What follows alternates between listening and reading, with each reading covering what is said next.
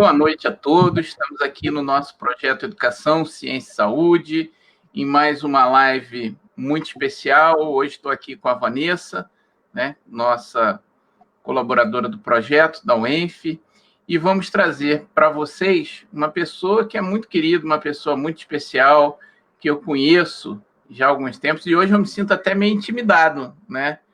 Porque algumas vezes ela teve me entrevistando, e essa é a profissão dela, ela sabe fazer, né? E hoje é aqui um biólogo metido a entrevistador, entrevistando a nossa querida Andressa Alcoforado, que você com certeza conhece aí dos jornais, do RJ2, da Globo, e eu vou falando um pouquinho dela, né? A Andressa é formada em jornalismo pela Uniflu-Fafic, aqui de Campos, e fez também gestão ambiental pela Unopar, tá? É interessante juntar essas duas coisas, sendo jornalista e tendo também graduação em gestão ambiental. Atuou como repórter na Record de Campos, no SBT Interior, na TV Gazeta, que é afiliada da Globo no Espírito Santo, né? Também na Inter TV, que é afiliada da Globo aqui no Rio de Janeiro. Atuou também na mídia impressa, jornais A Gazeta, Folha de Caparaó, Revista Safra, no Espírito Santo, rádios 90.5 FM, CBN, muita coisa, né, Andressa? Andressa, boa noite. Seja bem-vinda aqui. Muito obrigado por estar disponível para a gente.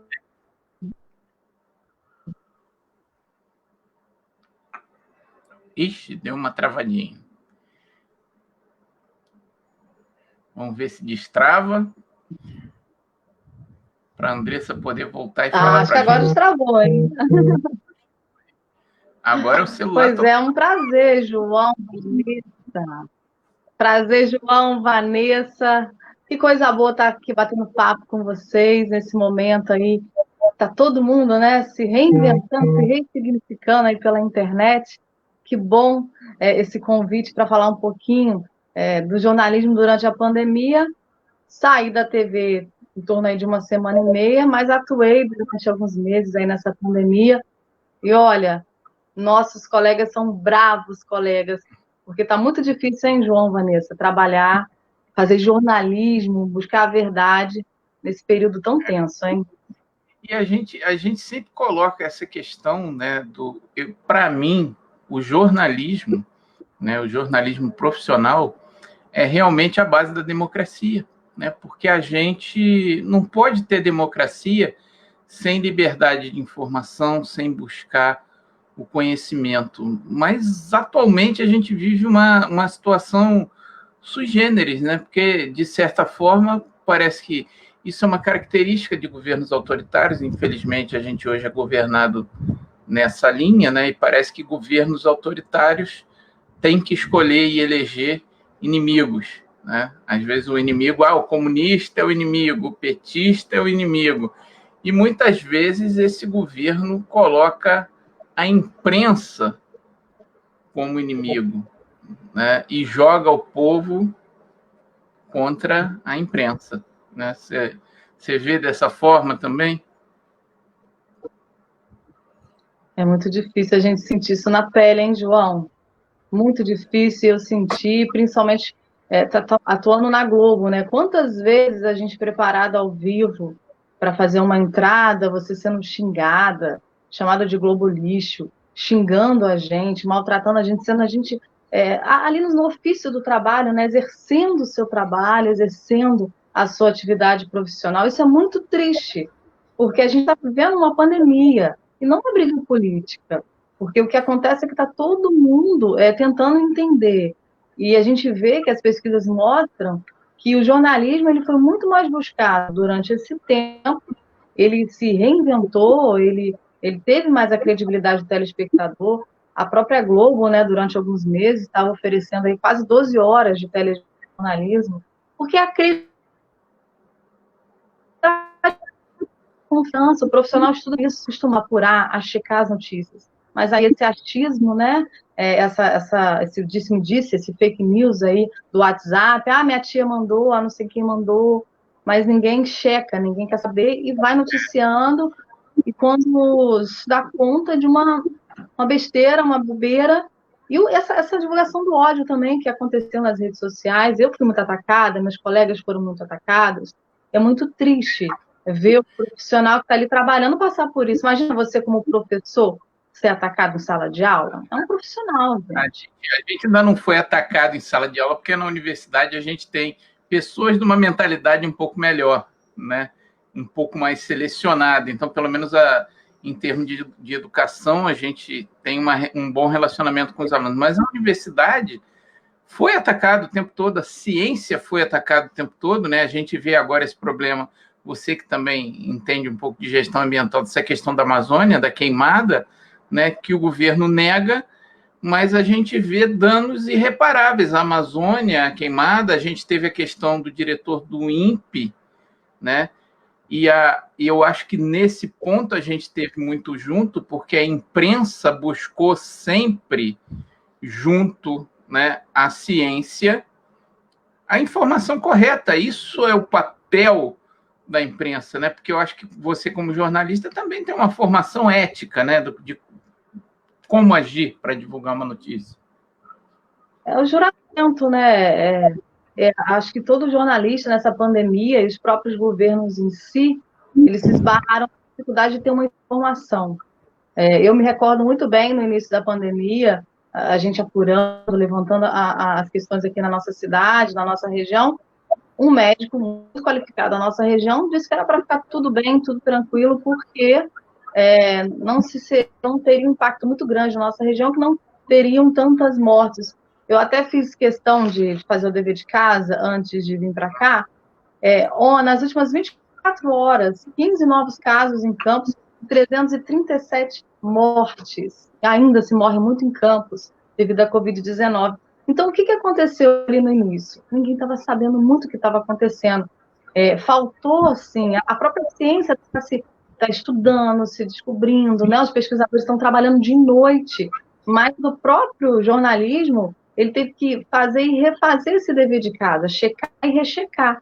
E, às vezes, algumas redações pequenas, com poucos profissionais, né? Devido também ao impacto da pandemia, fica difícil isso. E aí a desinformação acontece, infelizmente.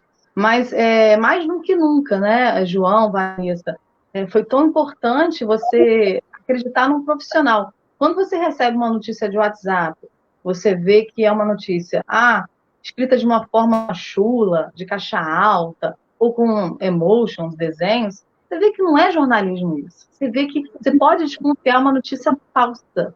Então, as pessoas precisam checar a fonte, não é isso, João? Quando você está fazendo uma pesquisa, você não checa uma fonte, Vanessa? Com certeza. Então, o jornalismo tem que ser de onde surgiu, né? E tem coisas muito escritas, mas eu acho interessante, né? Eu lembrando aqui uma frase do filósofo, né, medievalista Humberto Eco, que ele falou que as redes sociais deu voz a uma multidão de imbecis. Né? Não sei se foi exatamente essas palavras, mas o contexto foi mais ou menos esse. Porque a gente vê, né, que antigamente, para você falar no que se chamava de grande mídia, né, jornal, na televisão, né, na imprensa escrita ou falada, você tinha que ter uma formação. Você tinha que se formar jornalista. E aí eu falo, né, você pode falar melhor do que eu, na formação de jornalista, você estuda teoria da comunicação, você tem toda uma formação ética. E hoje, né, na verdade, qualquer pessoa pode ter acesso a um celular e colocar notícias, né, que ele acha, que ele se sente mais afim, no Facebook, no WhatsApp, né? Como é que é isso para alguém que é jornalista, para alguém que estuda, que trabalha? É que nem eu, né? Pô, você estuda, faz mestrado, doutorado, vai para o exterior, né? E aí chega uma, né? Não, mas isso aí que você está falando é a sua opinião, não é a minha opinião, né? E aí uma pessoa que estuda, que trabalha para trabalhar com notícia e tem que competir com o tiozão do WhatsApp. É desanimador, hein, João? É desanimador isso, né? Qualquer um pegou um telefone, eu falo muito bem diante das câmeras, vi um acidente, uma briga. Quantas brigas a gente está vendo aí sendo compartilhada no WhatsApp, né?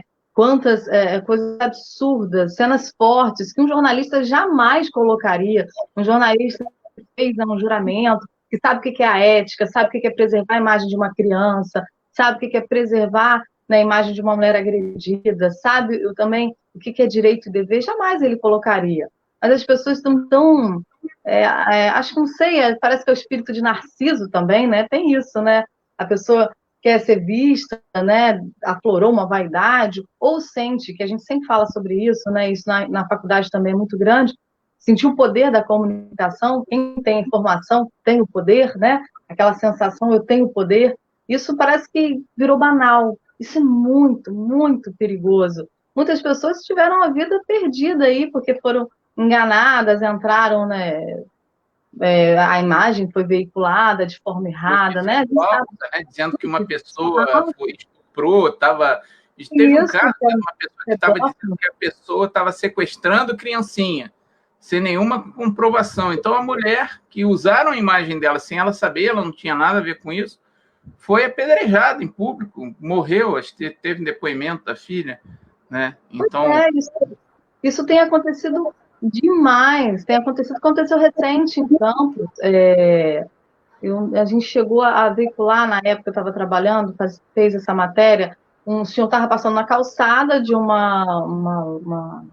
em frente a uma loja de aluga carros, vende carros, e aquela imagem foi veiculada como se o cara tivesse roubado a loja. E, na verdade, não foi, o cara estava só passando, aquilo foi para a rede social, deu um problema sério, o cara quase perdeu o emprego. Então, assim, é uma falta de ética, de noção também, né? Porque as pessoas entendem que antes daquela matéria ir para o ar, passou por todo um processo. Às vezes as pessoas brincavam comigo. Que hora você entra na TV? Entro uma. Às vezes meio-dia. Nossa, mas o jornal é só 7h30. Não, mas antes disso tem muita coisa acontecendo. Porque você pensa numa matéria para um dia para o outro. Você marca a matéria com o entrevistado. Você pesquisa, você procura fontes qualificadas. E depois que o repórter vai para a rua para produzir. Então é um caminho muito longo. Passa por um editor. Então, por isso, essa preocupação com a qualidade. E o trabalho é muito intenso. E aí é muito triste, João. É muito complicado, Vanessa. Você vê que a sua profissão virou banal. Infelizmente, está se banalizando nas redes sociais, você disse aí. Muita gente usando, né, desse poder da mídia para entrar na política. Isso tem acontecido muito, né? Ou ter questões religiosas, isso está acontecendo muito, muitos pastores, né? Então, é muito perigoso, porque são pessoas que não têm noção realmente do que é o jornalismo de fato, porque o jornalismo está na veia, está no sangue, é claro, a gente tem várias pessoas que não têm informação, mas tem aquele filho, né? Mas você tem que ter uma noção, tem que ter cuidado.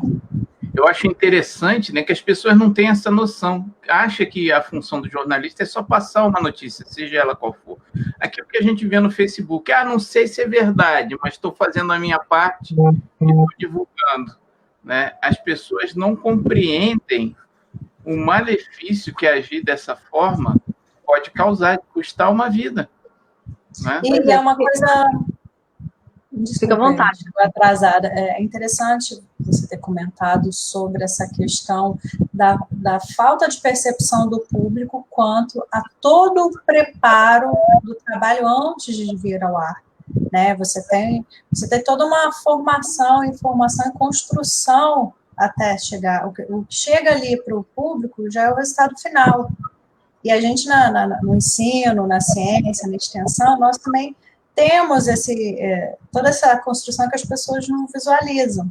Então, não percebem que você ali na frente da câmera já passou por uma carga horária gigantesca, uma busca de informação, pesquisas intensas, uma rede de colaboradores, né? Você está ali visualmente, mas além de você, outras pessoas contribuindo. E eu queria te fazer uma pergunta.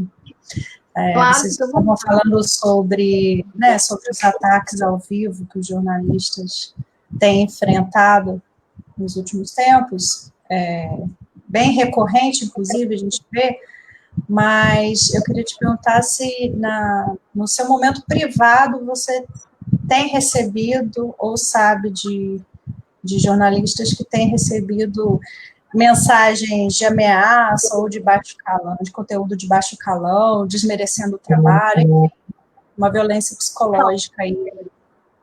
No trabalho, assim, é onde eles mais atacam, quando a gente está, né, se preparando para uma entrada ao vivo. O Kleber passou por isso, ele fazia muito ao vivo do meio-dia. Eu passei algumas vezes também, quando eu ao vivo da noite, do meio-dia, a pessoa passa buzinando, xinga, te tira a concentração, às vezes você está passando por uma informação importante. Eu me recordo que há uns 2 meses, 3 meses, eu estava ali em frente ao hospital de campanha, né, que foi preparado, construído. Infelizmente, né, mais um capítulo da corrupção aqui no estado do Rio foi desmontado e nunca funcionou aqui em Campos. Estava ali super concentrado, uma informação importante, passa uma pessoa e xinga, globolixo, desconcentra. Só que como a gente já é macaca velha, né, já estou com 19 anos, né, nessa pegada, você só respira fundo, prestou atenção no que a pessoa disse e continua. Você tem que ir ali para dar o seu trabalho, mas é muito feio, né? Eu lembro de uma história de uma repórter, colega nossa, que estava também entrando ao vivo, a menininha, tinha uma menina e um pai, o pai gritou e xingou Globo lixo, e a menininha estava dando tchau para a repórter, foi criança fora, repórter. Agora, você imagina, que tipo de pai é esse? Que dá um exemplo de ódio, né? Exemplo, ele está dirigindo, xingando uma pessoa que está ali trabalhando, né? A pessoa está trabalhando. E aí, o que você acha que a filha dele pensa? Então, isso é muito complicado. Nas minhas redes sociais, em alguns momentos, sim. Recebi muita gente me xingando, às vezes comentando em foto, de globolista e tal. Eu pegava, eu tenho um padrão, eu pego e bloqueio a pessoa nunca mais tenta fazer nada. Porque assim, não adianta conversar.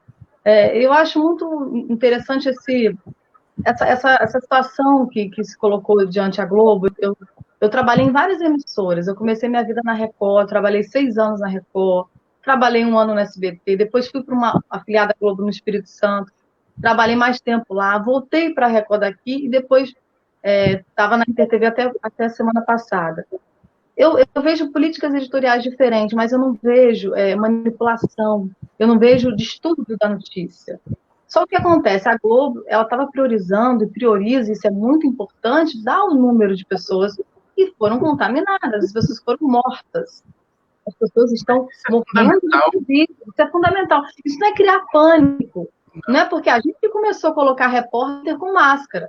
Chegou a determinação da rede, dizendo que toda passagem, todo ao vivo, exceto nos estúdios, os repórteres usariam máscara. Daí todas as emissoras começaram a usar. Isso não é criar pânico na pessoa que está em casa. É cuidado profissional. E olha só, quando você chega para você, Vanessa, João, olha, morreram tantas pessoas, mas se recuperaram tanto. Se a gente focar no número de recuperados, tá, tudo bem, é bacana as pessoas estarem se recuperando, mas a gente vai relaxar. Mas não tem relaxar, o vírus vai continuar, né? Não pode relaxar, não é isso? Eu acho interessante, né, até essa questão de como a notícia é apresentada, inclusive, infelizmente, por jornalistas, de modo a deturpar o sentido da coisa, né? Porque a gente vê nisso nessas fake news sobre cloroquina, que está mais comprovado que cloroquina não funciona. Mas o que acontece, né, na pandemia do coronavírus é que 95% das pessoas que pegam o vírus não vão evoluir para sintomas graves. Então, você ter um número alto de recuperados é absolutamente normal, sem você fazer nada. Como outro dia estava aqui com o doutor Nélio Artiles, que é uma referência, né, de epidemiologista aqui na região, e a gente está falando isso, né? Em vez de dar cloroquina, ele falou que ele toma chá de arnica. Eu falo, não, eu prefiro gordura de frango. Você passa gordura de frango no corpo, que é melhor do que tomar cloroquina. Por quê? Porque pelo menos não tem efeito colateral e você vai ficar bom do mesmo jeito.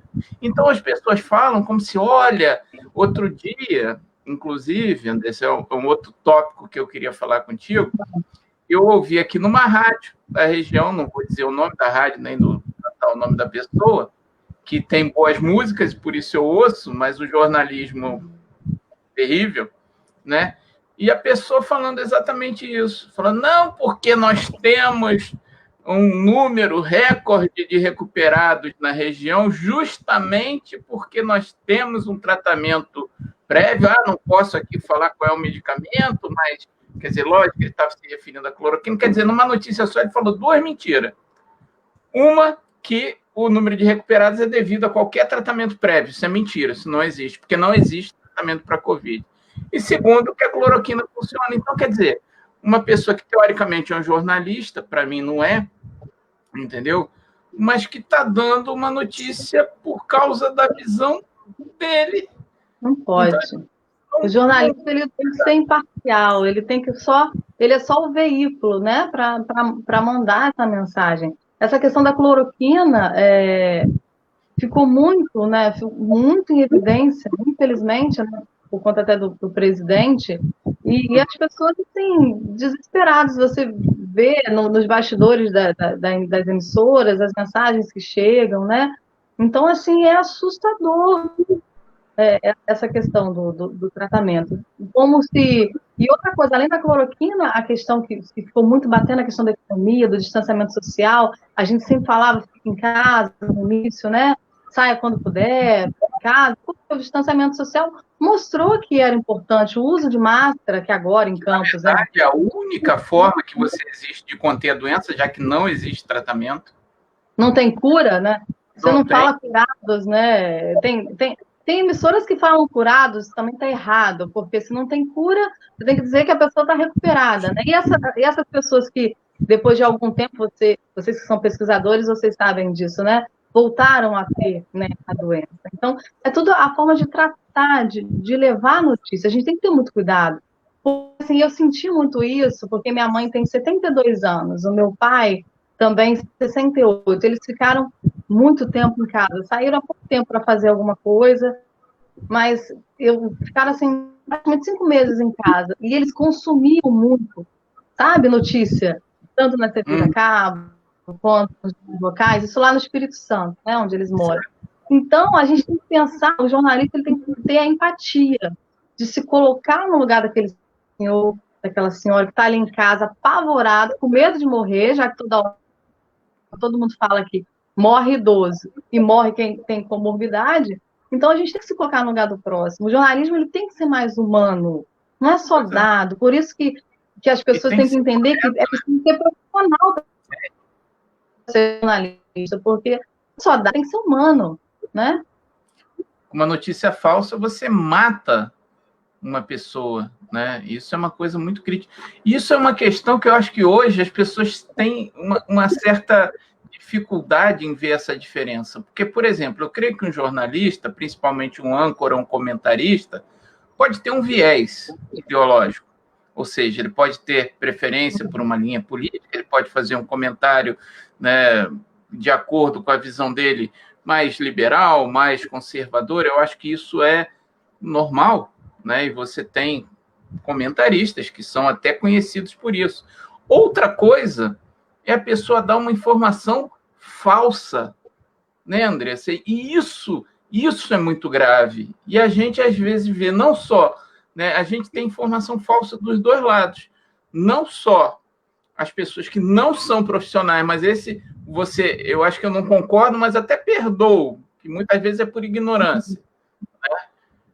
Mas a gente vê também profissionais, ou que seriam profissionais, deveriam, né? Falsas. Você vê isso também?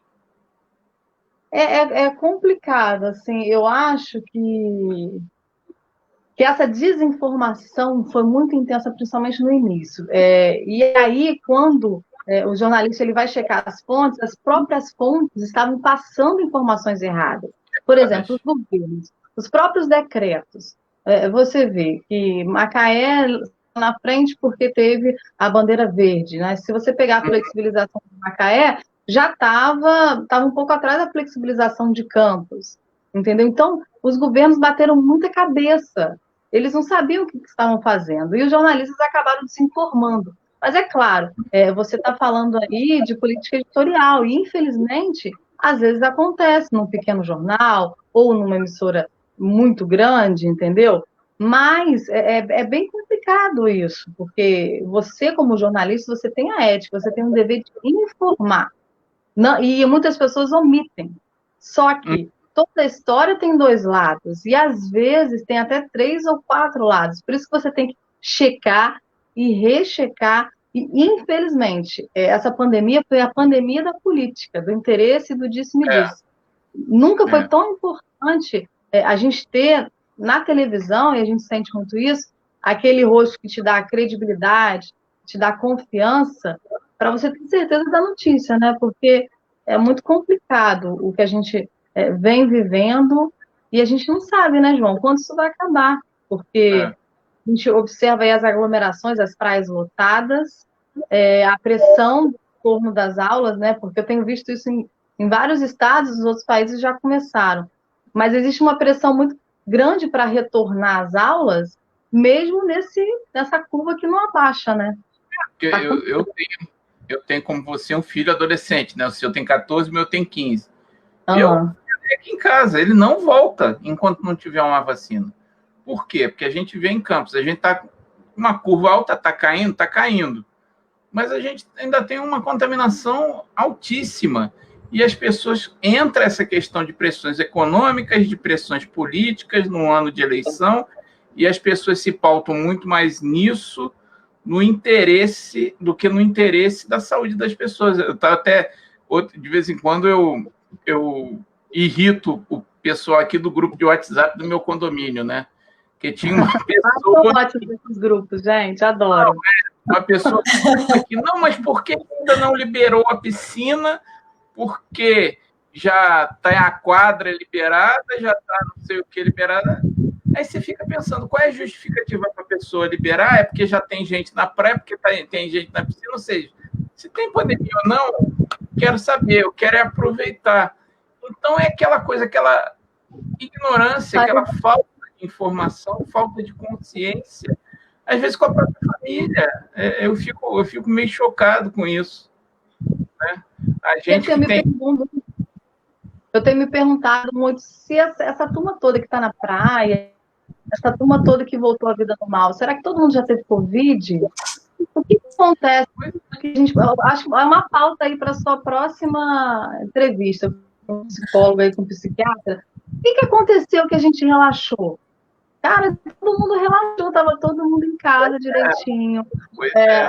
Todo mundo relaxou, aconteceu alguma coisa. Não sei se a gente ficou mais imune ao vírus, o que está acontecendo. Não é possível. Aí o jornalismo entra mais uma vez para reforçar, para mostrar. Gente, olha, não acabou. Tem tantos recuperados. Olha só, no Brasil já morreram mais de 130 mil pessoas e está continuando. Ainda não tem uma precisão de uma vacina, né? E é curioso, né, André, você falar nisso, porque parece meio que a gente perde o centro. Caraca, o censo, 130 mil pessoas. 130 mil pessoas, né? Vamos dizer, tipo 1/3 da população de Campos. Morreu. E parece que isso é normal. Parece que as pessoas ignoram. Eu acho que também uma das coisas dessa coisa de ódio que está aí é esse desprezo, essa desvalorização da vida, uma desvalorização do ser humano. Né? Eu acho também. Eu acho que quando a gente fala de pandemia e política, que infelizmente a gente viu a questão da cloroquina, o distanciamento social, nunca foi tão importante dizer que o jornalismo também salva, como, né, a ciência salva, como o médico salva, o jornalismo salva com as informações corretas. Porque nunca foi tão importante um serviço de utilidade pública. O jornalista é muito chato. Ele mostra a Lagoa cheia, o Farol cheio, São João da Barra cheio, Cabo Frio, 150 mil pessoas lá no final de semana. Eu tenho minha pousada, meu restaurante, eu não tenho o que comer, mas, gente, o governo tinha que ter pensado nisso também, né? A gente pecou aí nas políticas públicas, a desigualdade ficou gritante, e ao mesmo tempo a gente vê que existiu o auxílio, né? O auxílio existiu, está acontecendo, mas as pessoas foram com muita dificuldade financeira, está muito difícil essa situação. E é como eu falo, Andressa, eu acho que aí é a questão do inimigo, porque o governo, o próprio governo mostra, quer dizer, deixa de fazer, por quê? Poderia estar dando maior apoio ao pequeno empresário, não é aos bancos e às grandes empresas, ao pequeno empresário, ao microempresário, né? Poderia dar um apoio maior às populações, né? Não fez nada disso, poderia fazer testagem em massa, não foi feito testagem em massa no nosso país. Outras questões, ao invés de comprar um estoque de cloroquina que não serve para nada de 18 anos de estoque, poderia ter investido mais em equipamento, mais em treinamento de pessoal, poderia não ter desviado recursos da saúde, como a gente viu alguns casos de corrupção, e aí se fala, não, meu comércio está quebrando por causa da repórter, deixa eu virar de lado, da repórter, né, que... Fica falando ficar em casa, né? E o que é pior, né, nessa questão de desumanização, porque, pô, eu conheço você, eu sei dos sacrifícios pessoais que você já fez com relação à sua família e está fazendo agora, né, para conseguir conciliar trabalho e família, a dificuldade que você tem, né, os ataques, e parece que esquecem da Andressa, esquecem que ali é uma pessoa como eu, como a Vanessa, como quem está nos vendo, quem é um trabalhador, sei lá, de qualquer área de produção, e colocam você como um inimigo, né? Colocam o repórter, como cientista, às vezes também, como um inimigo. E é como eu falo, eu estou vendo, né, vários casos que você relatou, o RJ2, um repórter lá falando, a pessoa pulou na frente dele, não foi nem uma agressão só verbal, foi quase uma agressão física. A gente tem visto até agressão física para repórter, né? Eu não sei o que está acontecendo, né? Essa desumanização e essa ideologização de colocar certos profissionais, o cientista, o jornalista, como um inimigo. Você deixa de ser um ser humano e passa a ser um inimigo. Você vê isso também, Andressa? É muito complicado, né? Quando você fala essa questão de... Gente, é muito triste você estar ao vivo ali. De repente surge um ser... Pula alguém em cima de você e não respeita nem teu espaço de trabalho. E você não sabe de onde aparece, de onde veio. Eu acho incrível isso, sabe por quê, João, Vanessa? Na época do PT estava cheio de problema, né? Que o PT cheio do impeachment e tal, cercavam a Globo, já cercaram a InterTV aqui na época, dizendo que a Globo estava manipulando, entendeu? E agora a Globo está manipulando de novo. Por quê? Será que foi a Globo que trouxe esse vírus? A gente viu que absurdo por parte dos governantes falarem, culpando os chineses, falando que existe todo um mistério, um esquema, uma coisa para acabar. Gente... A teoria da conspiração, tem um vírus mutante criado em laboratório para controlar a mente das pessoas. Eu acho que o pessoal está vendo muito Netflix, entendeu? Tá viajando muito na maionese. Misturando muita ficção, né? A ficção até ajuda a gente a entender esses momentos aí que a gente vem passando, mas é muito revoltante você saber que você está ali trabalhando. No meu caso, você falou de sacrifício. Fiz um grande sacrifício durante essa pandemia, que foi desde o dia 15 de março, do decreto aqui de Campos, eu mandei meus 2 filhos para o Espírito Santo, para a casa dos meus pais, porque eu achei que era um local mais seguro, porque meu marido ia continuar trabalhando e eu também, então a gente achou que essa pandemia ia durar no máximo uns 3 meses, né? Então eu trabalhava aqui durante a semana, às vezes até sábado, e tinha só o domingo para ver minha bebê, que não tinha completado nem 1 ano ainda, lá no Espírito Santo, cerca de 2h30 daqui. E aí foi, a gente nessa questão, eu e meu marido trabalhando, eu trabalhando, as crianças por lá, seguras, né, porque a gente realmente achou que era o melhor caminho, e eu acho que todo mundo ressignificou. Eu tive que, na semana passada, pedir demissão do meu trabalho, porque eu precisava ficar com a minha bebê aqui em Campos. Porque quando você fala numa pandemia, as creches não funcionam, a minha ficava em creche, as pessoas voltaram a trabalhar, você não pode contar com muita gente, e aí você repensa também como que você vai deixar alguém full time na sua casa, trabalhando muito, né? Porque o jornalismo está sendo muito...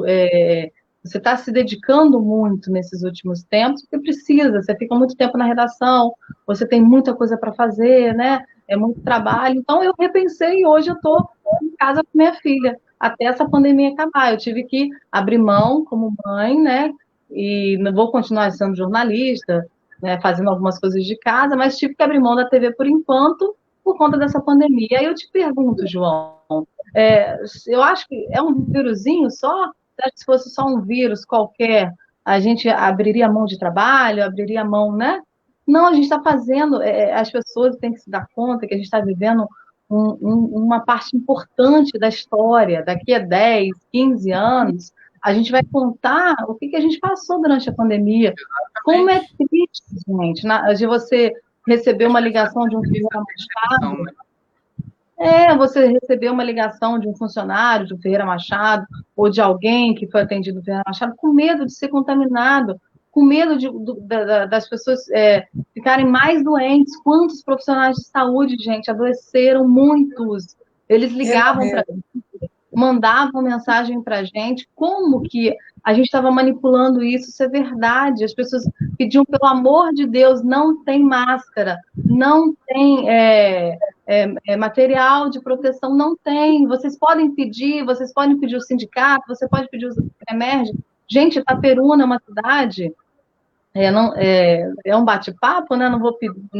Eu não vou ouvir o outro lado, mas eu posso dizer pelo que eu apurei na época. Itaperuna é uma cidade que ela divulga, encabeçando no Facebook, o número de recuperados. O Ministério Público cobrou durante todo o tempo, não tinha leito de UTI pelo SUS lá, né? Você tinha que contar com outro hospital. Então, assim, e lá nada fechou, tudo aberto, entendeu?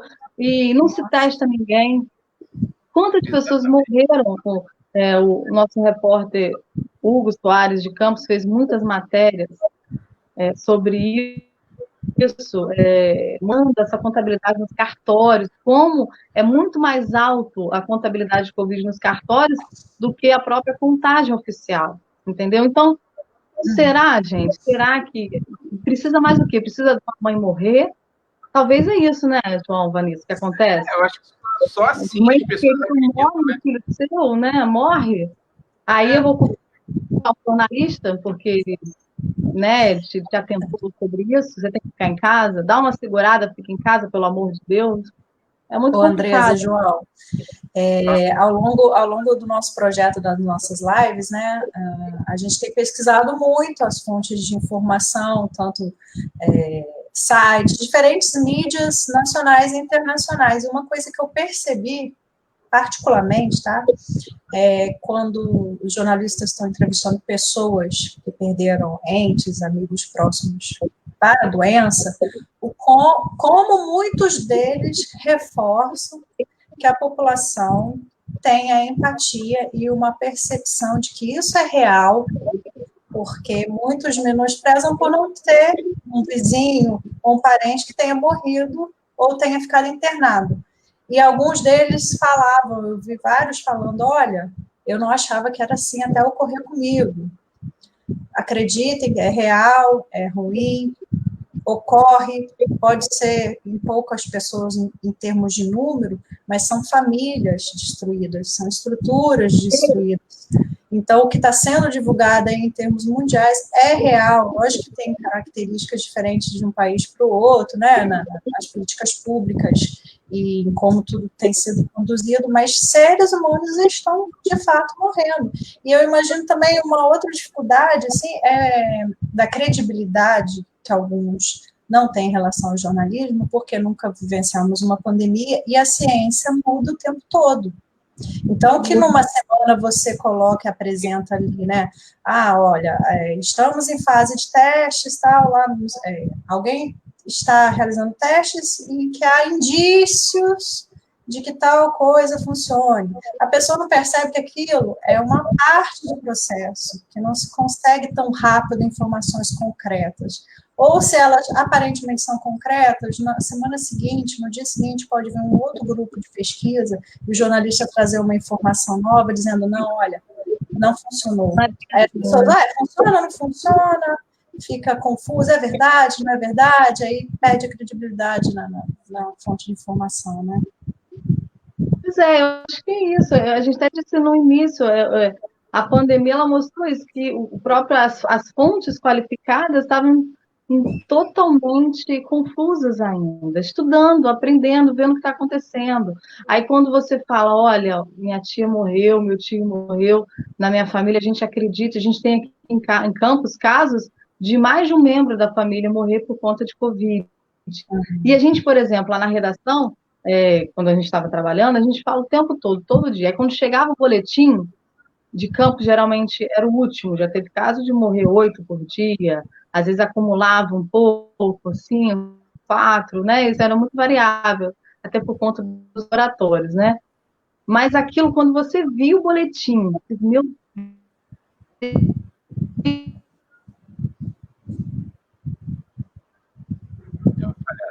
pensa em aflição a jornalistas de informações, realmente assusta. E quando a gente teve a notícia que os jornalistas foram testados aí pela prefeitura nessa questão de testagem, foi todo mundo que saiu sem nenhum sintoma, né? Por mais que a gente use as coisas de prevenção aquilo todo mundo deu uma surtada, meu Deus, vai todo mundo se contaminar aqui na redação e tal. Mas ele teve na época. Então, assim, até a gente, eu digo que a gente é humano, até a gente que é repórter, que dá notícia todo dia, quando vai para acontecer na família da gente, com a gente fica com medo, a gente é ser humano. Então, é isso. Muda o tempo todo, a gente tem que ter realmente cuidado e credibilidade, saber de onde está partindo essa informação. É de um governante? É de uma mídia qualificada? De onde vem? É do grupo do condomínio? Que vem isso. Fala não, aqui qualquer dia eu vou sofrer um atentado no meu condomínio. Mas, Andressa, uma coisa que eu acho interessante, né, é como é que isso mudou, né? Porque antigamente, vamos dizer, quando eu era criança, pouco tempo atrás, por exemplo, outro dia, o Jornal Nacional, né? Então, quando tinha o Jornal Nacional, todo mundo parava, né? Na hora do jantar, em família, às vezes, você ia ver aquilo que era um retrato da verdade, né? Verdade, mas era uma referência, né? E hoje a gente está com esse referencial diluído, né? Quer dizer, hoje que eu digo é de uns anos para cá, né? Será que isso vai mudar? Será que o que precisa ser feito? Será que a gente vai tomar juízo ou vai continuar dando o mesmo peso para o tiozão do WhatsApp do condomínio e do que para o cientista, para o jornalista profissional, realmente? Né? O que você acha? Será que a gente vai caminhar daqui para o caos ou será que vai ter uma reação para reverter isso? São exercícios de utopia. Eu acho que o jeito de se consumir notícia mudou muito, né? A evolução das mídias mudou muito. A gente tinha o Jornal Nacional como padrão, mas também tinha um jornal forte, né? O Jornal da Record também, quase no mesmo horário, padrão. O SBT chegou um tempo também de ter um nesse horário, né? Existia essa coisa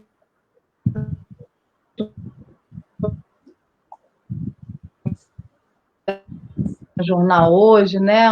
Um outro jornal de outra emissora, porque o jornalismo, se você observar na grade das emissoras, tanto da Record, como o próprio o SBT é mais tímido nisso, né? Mas a Band e a Globo, hoje você tem muitos programas que tem aquela pulverização de notícia, de informação, com jornal. Mas aí é a maneira de se consumir notícia. Você vê hoje pelo Instagram muita produção de conteúdo, muita gente colocando informação no Instagram. Gente que dizem que tem influenciador, né? Muitos não são jornalistas, mas colocam conteúdos, entendeu? Então, assim, a maneira de se consumir a notícia mudou. O podcast, né? Você está correndo, está ouvindo um podcast.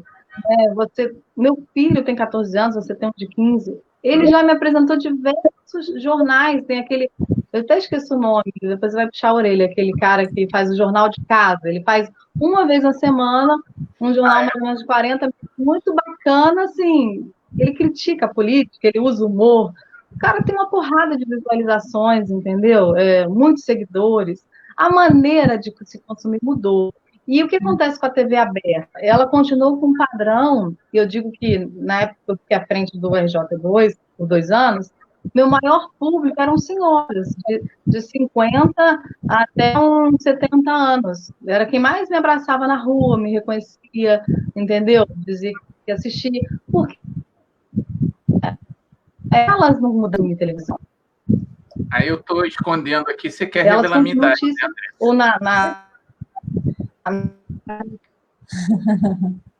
horário também? Hã? Então, assim, as pessoas de uma faixa etária mudaram. Os adolescentes mudaram essa forma, né? Agora, o grande desafio da televisão é puxar esse público adolescente para a TV aberta, né? Transformar essa linguagem para que eles tenham interesse. Ou será que a gente vai ter que mudar também esse jornalismo? Porque, por exemplo, você fala aí que teu filho te arranja notícia de jornal online, o meu me arranja notícia de ciência, né? Em geral, tem um site muito legais, por exemplo, Felipe Castanhari. Eu não sei se você acompanha o Leon e a Nilce. Nossa, o Leon e Nilce, você assiste? Eu também tenho que assistir. Ele assiste, então tem muita coisa que ele me passa, que o Vanderlei me passa, que eu uso. Deu uma travada, hein? E eu vejo a Nilce, né, Nilce Moreto, como um exemplo disso. Por quê? Porque ela é uma pessoa de formação de jornalista, ela é jornalista, trabalhou como repórter, até fazendo externas, né, com um microfonezinho na mão, e mudou, né, junto com o marido dela, com o Leon, agora totalmente, que eu saiba, para essas mídias digitais.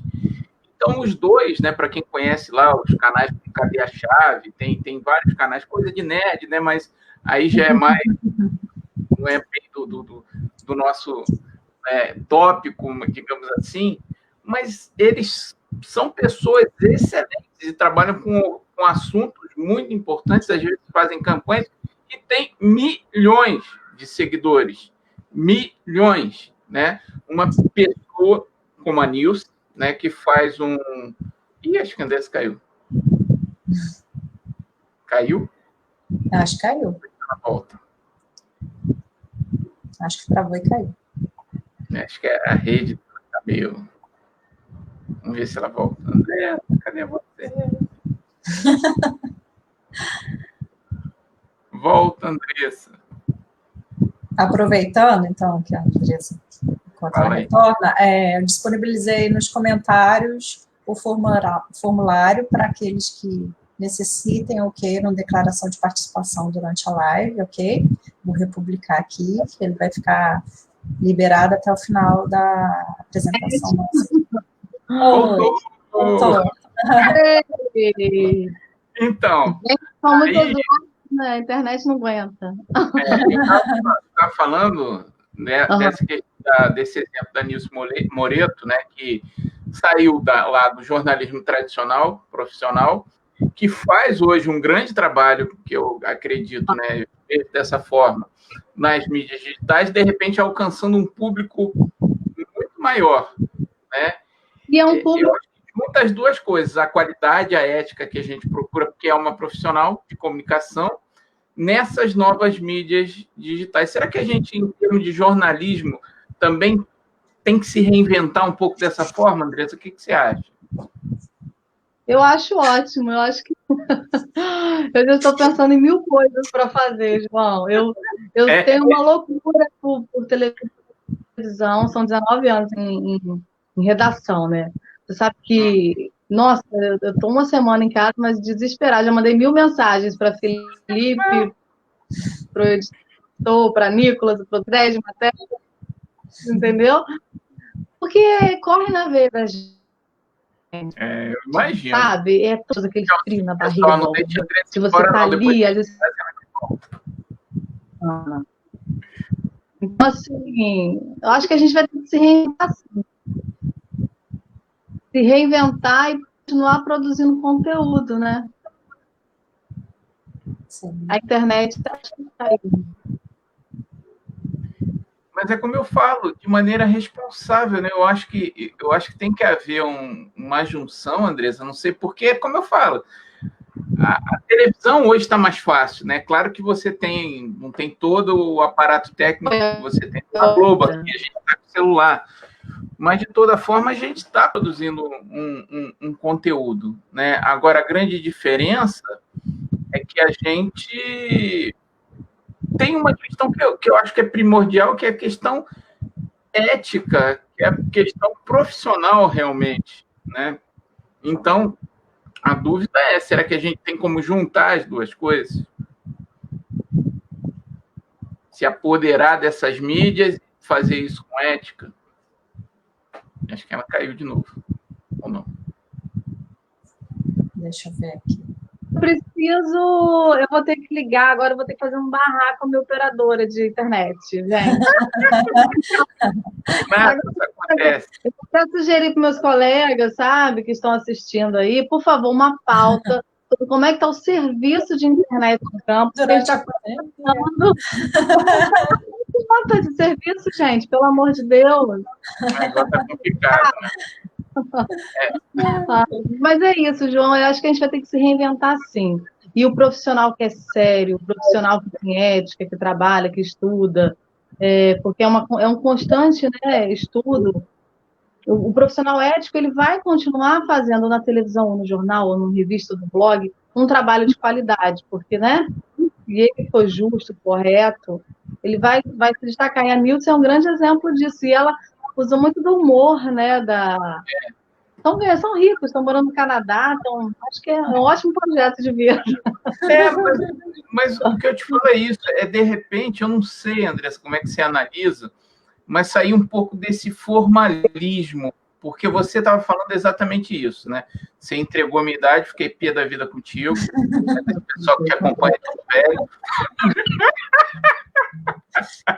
Mas eu acho que é isso, eu acho que a gente está meio que acostumado, tá, a uma linguagem padrão do jornalismo televisivo que não é mais a linguagem dos caras que consomem esse conteúdo mais, vamos chamar assim, de fast food.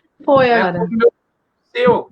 Então, é outra linguagem. Será que o jornalismo ainda não precisa chegar num formato, numa linguagem? Gente, eu tenho que fazer...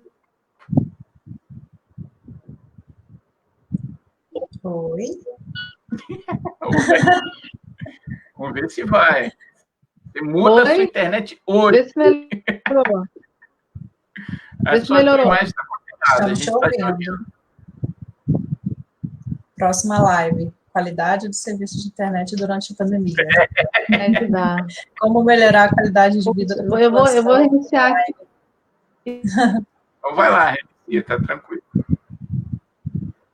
Vamos ver se a coisa vai.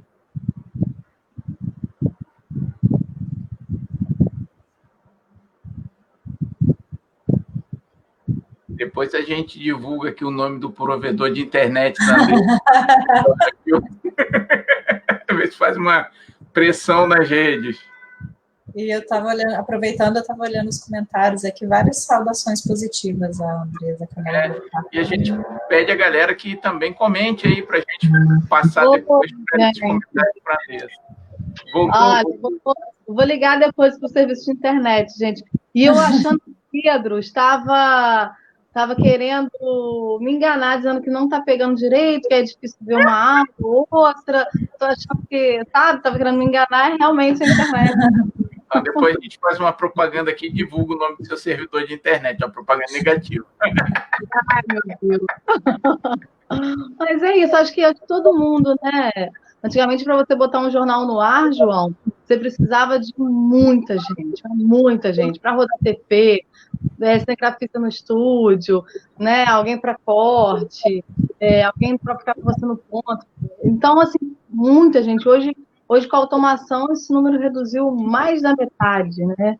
Então, assim, está todo mundo se reinventando, a televisão passou por uma mudança muito rápida, Hoje a gente vê que em Campos a gente tem até 2 vídeo-repórteres, que é o Hugo e a Alice Souza.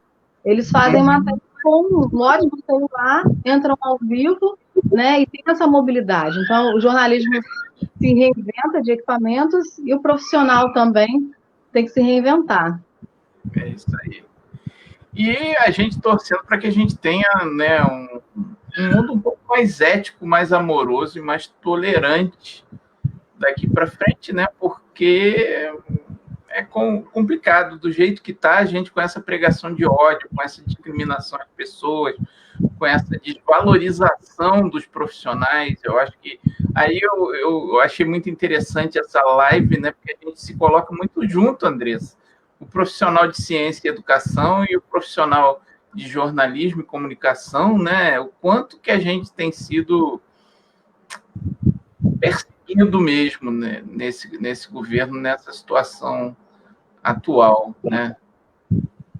É muito complicado, é muito difícil e eu acho que quando a gente levanta a bandeira da verdade, e principalmente o jornalismo nessa pandemia, ele vem ser cada vez mais de utilidade pública, ele vem ser um serviço público, é mais que uma prestação de serviço. Isso é muito bacana, você prestar serviço.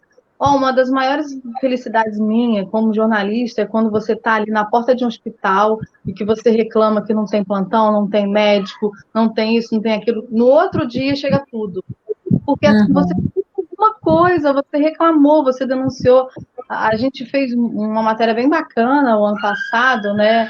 E foi um processo de produção intensa, principalmente do editor-chefe, o Felipe Salles, sobre a farra dos atestados médicos.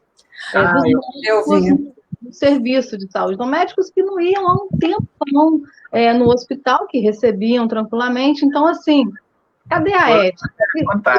Se existe um jornalismo para denunciar isso, entendeu? Como é que seria? Eu tenho certeza que depois dessa matéria, a vida de muita gente mudou, entendeu? O olhar mudou, entendeu? Então, você tem que ver o jornalista com esse olhar, sabe? Com essa questão de responsabilidade social. Esse é o nosso papel. Nós temos responsabilidade social. Eu acho que é ver o jornalista não só uma pessoa que passa notícia, como alguém irresponsavelmente passa no grupo do WhatsApp, mas alguém que, como eu te falei, é um vigilante, é alguém que garante a democracia de um país. Porque quem cobra as pessoas, quem mostra que está errado, né? Quem mostra que está certo também. Né? Mas por isso eu acho que essa questão da imparcialidade, essa questão ética do jornalista é fundamental e as pessoas têm que entender e têm que valorizar o jornalista. Se você não gosta do que ele diz, você tem todo o direito de não gostar, mas você tem pelo menos que ouvir e buscar, né? Você tem que ter a confiança de alguém que está te trazendo informação verdadeira, goste de você ou não. Né? Eu acho que isso é a função do jornalista. Não tem prazer maior, sabe? De você estar assim ali principalmente eu já fiz muito isso, matéria de bairro, né? Você está ali, aquela situação de uma rua que ninguém conhecia, as pessoas que são invisíveis, né? Ali na periferia, com vários problemas, você vai ali, mostra o problema, de repente uma autoridade olha, que é uma obrigação deles, mas precisa do jornalista para estar ali, para estar cobrando, né? Ou realmente chamar a atenção para um problema recorrente, mas que ninguém tinha enxergado antes. Isso é um prazer imenso, eu acho que o jornalismo sério, o jornalista sério, ele trabalha com essa verdade, com essa bandeira. Também tem suas compensações, né? Tem. Esse não digo financeiramente, né? Mas essa questão da compensação, essa alegria, essa felicidade, essa adrenalina, gente, não tem prazer maior, é muito bom. Que nada, jornalista aparece na TV, tá tudo milionário. Eu acho que eu vou fazer igual a Nilce, gente. Eu acho que é um bom caminho. Você muda para o Canadá, só tem que enfrentar os ursos lá de vez em quando, mas tirando isso. Vanessa, a gente vai chegando nos finalmente, né? Infelizmente, né? Porque eu ficaria aqui a noite inteira batendo papo contigo. Mas eu vou pedir para a Vanessa dar uma olhadinha e passar para a gente os comentários que a gente tem, e pedir também para quem está aí nos assistindo, né, colocar também os comentários que quiser. Eu gostaria de fazer uma aspas antes. que é o lado positivo do jornalismo durante a pandemia. Uma coisa muito bonita que eu percebi também, que vários repórteres aqui no estado do Rio, em diferentes horários de jornais, né, trouxeram a questão das pessoas em situação de rua. Particularmente aqui em Campos, eu vi várias matérias, e em Friburgo, Petrópolis, Teresópolis, e como o número de doações, de mobilizações individuais, além das entidades, órgãos, que já faziam esse trabalho, auxiliou e está auxiliando esses seres humanos em situação de rua, né? Então, é um lado bonito da divulgação da informação. Gente, trago parabéns para todos os envolvidos nesse cenário de divulgação dessas questões, né? A Vanessa falou exatamente aquela pessoa que está ali assistindo, confia, credibilidade, é incrível, Vanessa, o que você falou. Quando a gente faz uma matéria de solidariedade, que um bairro está precisando, o pessoal está precisando de máscara, alimentos, um asilo está precisando, cara, é instantâneo, as pessoas doam. O brasileiro tem um coração enorme e acredita naquele veículo, né? Então é mais importante, né? Muito legal. É um toque à distância, olha só que bonito aqui, ó. Aproveitando agora a parte bonita, né? Érica, Andresa Coforado, excelente profissional, amiga da faculdade, boa noite. Érica, amiga, começamos juntas lá na Record, em 2001, muito bacana. Érica, excelente. Agora tem Casimiro de Abreu, pertinho também. Tem o Miguel aqui colocando excelente assunto abordado. A conscientização é a chave para combater o coronavírus. Mas, infelizmente, isso não é uma realidade. A politização do vírus atrapalhou muito o seu combate no Brasil. Isso, infelizmente. Eu acho que se todo mundo tivesse cumprido realmente, né, a quarentena direitinho, todo mundo ali, já tinha passado por isso há muito tempo, não é não? Eu acho também. Aqui, esse comentário, acho que foi no momento que vocês estavam falando dos problemas, da falta de valorização do profissional, né, do repórter. Tem mais um elogio da Andréa Alcoforado. Olha, não, mas eu acho que eu conheço ela há um tempão, hein? Adorando esse bate-papo nessa pandemia, o trabalho do jornalismo foi essencial. Temos aqui a Thaís, ex-aluna da UENF, minha amiga querida. Parabéns a todos pela discussão, direto da Bahia. Comunicação nunca foi um tema tão necessário como no ano de 2020. Samuel, parabéns, meu amigo, sempre aprendendo com você. O povo precisa se conscientizar. Samuel, meu sensei lá do judô. Samuel, grande abraço. Estamos aí na pandemia sem treinar, mas em breve estaremos juntos. E aqui se encerram os comentários da noite de hoje. Andressa, eu queria te pedir, então, para você fazer, né, as suas considerações finais, né, dessa conversa tão agradável. Né? A palavra aí é sua. Obrigado. Ai, que ótimo, João. Quero agradecer a você, a Vanessa, pelo convite, muito bacana. É muito bom falar de jornalismo, porque quando eu falo de jornalismo, eu falo com amor, com paixão, porque realmente é uma profissão que me toca, que me move, e eu acho que nunca foi tão importante nessa pandemia o jornalismo, porque realmente salva e realmente fez a diferença o consumo das notícias sem pânico, sem terror.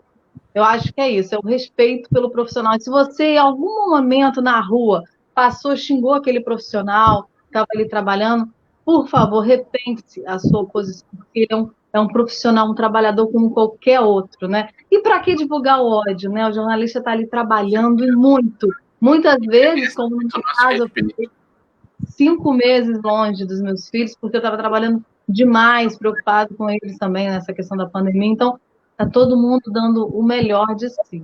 É isso, gente, eu só quero agradecer, só tenho que agradecer a vocês por esse carinho imenso aí nessa noite. Andressa, a gente que agradece a você e a todos os jornalistas que estão aí dando seu sangue para trazer notícias de qualidade para a população, as pessoas que estão também correndo riscos, né, que entram nos hospitais, que vão a lugares, né, muitas vezes correm risco até, infelizmente, de ser atacados, como a gente tem visto, né, mas que ainda assim levam à frente essa missão. Você sabe que você tem a minha maior admiração pela pessoa maravilhosa que é uma pessoa sem estrelismos, é uma pessoa amiga, amorosa, humilde. Todo o nosso contato, né, durante a prévia, digamos, dessa relação sempre foi muito carinhoso, sim, muito acessível da sua parte.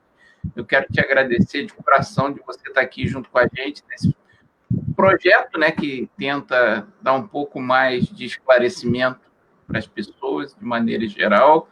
E espero que a gente em breve vai te visitar lá no Canadá, quando você virar youtuber. Gente, que eu vou virar YouTuber. Eu conto com seus likes. Hein? Um monte de joinha. Gente, obrigado, Andressa. Obrigado a todos que ficaram aí nos acompanhando.